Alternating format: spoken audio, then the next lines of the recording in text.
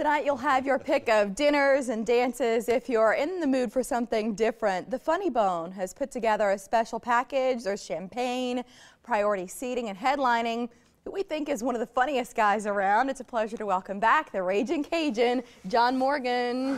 Are you excited for tonight? I am. I'll be at the 7:30 show. Troy and I have been making plans since last year. We saw you around this time. Sure. We're like, if he's coming back for New Year's, that would be awesome. Right. Yeah. Why are you excited about doing this special show tonight? Well, because, 20 years of being able to make my way to Omaha, Nebraska. I don't take cities that I go to that I love very lightly. When I make my way to a city, it's because you pick and choose where you want to go and fly to get there. That's what was told to me years ago when I started doing comedy. And so Omaha has been on that bill even since the club was way back on 114th Street. Yeah, and when I roll into Omaha, it's and from smaller things, my hotel, my Hilton Garden Inn that I stay at, they treat me unbelievable there. You know what I mean?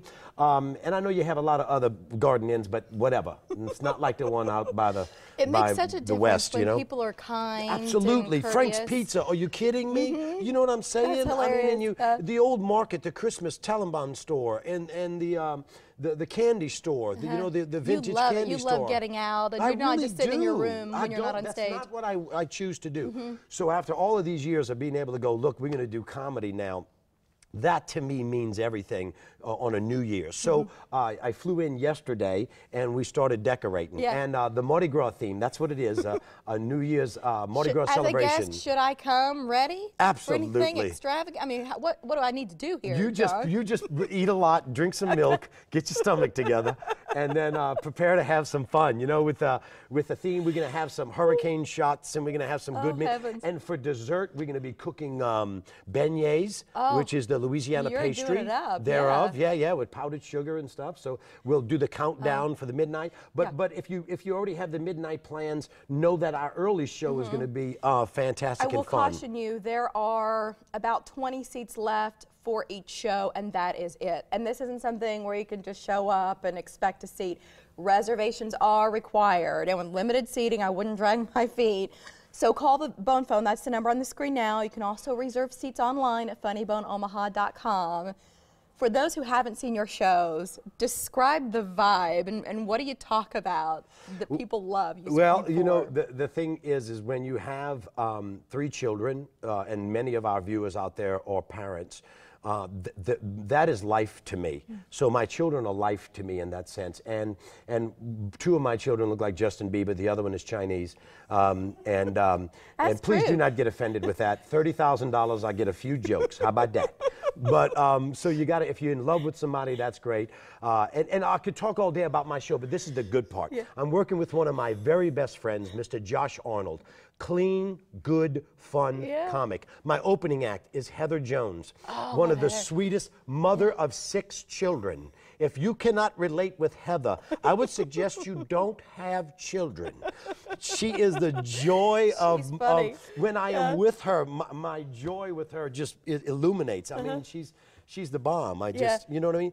So beyond my antics, I get the joy of these 2 good people, and you get the joy of these 2 good people that I'm working with. How did you get into comedy back in the day? Well, I was a good student, and I didn't ever think I was going to do that. And then I had to MC an event one time, and I ad-libbed, and I went straight to the audience and had fun, of which I don't go to the audience anymore. So if anybody's afraid, I don't like when comedians pick on us.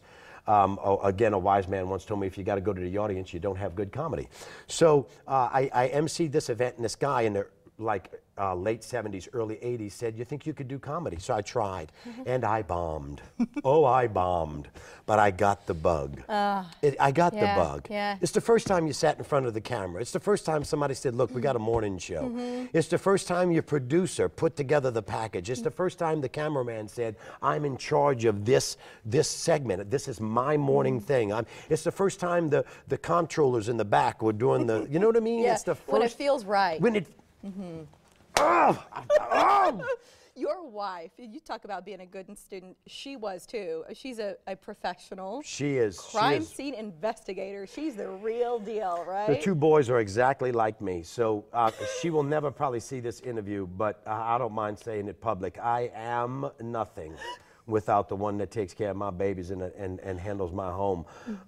And I give props to mothers. So if you're listening to this right now and you need to give your husband some education, I would suggest you get tickets to this show. This is the best informative show for him because she is the bomb. You know what I mean? Yeah. Very professional. And she just goes, that's good. That's him. That's nice. That's nice, you know. Right. Oh, your husband's a comedian. Yeah, that's nice. Yeah. That's, you know, there's no, you know, there's no level, there's no. But I love how you speak of the love and respect that you have for her is evident. And as a woman, I'm sitting there looking at my husband like, see, it's cool. Like, you make it cool to be kind to your wife, you know? When mama's happy, the house is happy. When mama's happy, the house is happy. Yeah. And when my true belief. You know, we were talking about wearing multicolored underwear. I wish I could teach men. For those of you who didn't see the top of the show, it was a New Year's Eve thing. Okay? I wish I could teach men that your underwear don't go from the dirty clothes hamper back into your drawer folded clean because some little elf, smurf, or Oompa Loompa did it. You know what I mean? Right. So that from that small thing to the greatest things of giving your children, there's something about mothers that I enjoy. And I am blessed with one that is beautiful. Are your kids amused by you as a comedian? No, they're aggravated all get out. They can't stand it. I aggravate them to the day is long. I will appear to them at their school. If they challenge me, I will go to their class and sing You Are My Sunshine.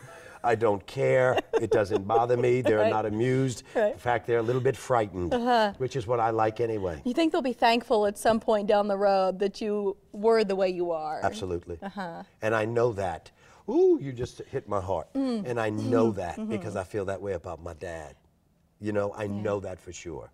Can't wait to see your show tonight. On behalf of everybody at the club, though, I want to say on behalf of this channel and everybody watching, thank you so much. The Funny Bone has been profitable and doing well for a long time in this town, and it's because of the people like you out there. So on behalf of the Funny Bone, on this 2015, wow, Happy New Year. We'll be thrilled to spend it with you, John. Thank you for coming in this morning.